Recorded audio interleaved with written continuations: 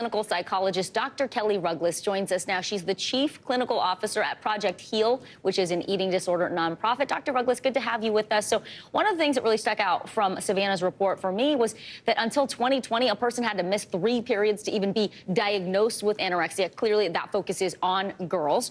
Why is it that men and boys are so often left out of the picture when it comes to body image issues and the research?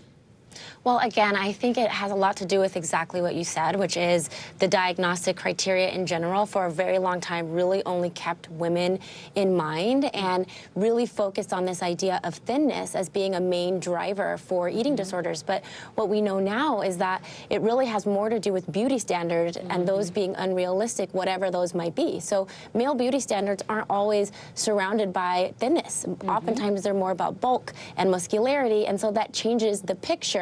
But they couldn't receive the diagnosis or treatment because of the narrow criteria. So as you're pointing out here, I mean, there is no one version of what an eating disorder looks like. In some situations, you simply can't tell by looking at a person. So with that in mind, what are some of the signs we need to look for that might indicate that someone is struggling?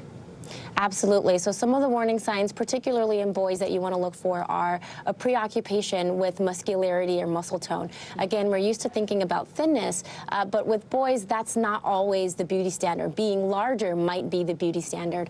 You're also going to want to look for signs that their eating patterns have changed. So a boy who used to love home-cooked meals is now skipping dinner and saying, oh, I'm full, no thanks, or even bringing their own food to dinner because now the food that mom makes is no longer in alignment with his meal plan or his body goals.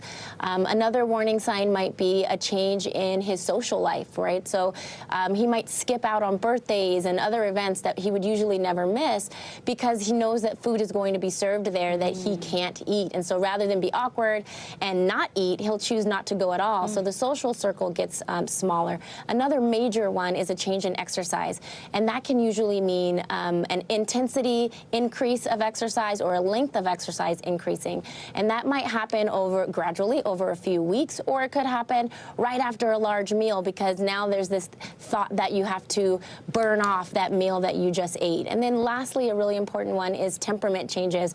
So angry outbursts, irritability. I know we normally think of, adolescent time period as being one of those areas where kids' emotions are run high, but noticing more irritability and rigidity around meal times can also be another important sign of an eating disorder.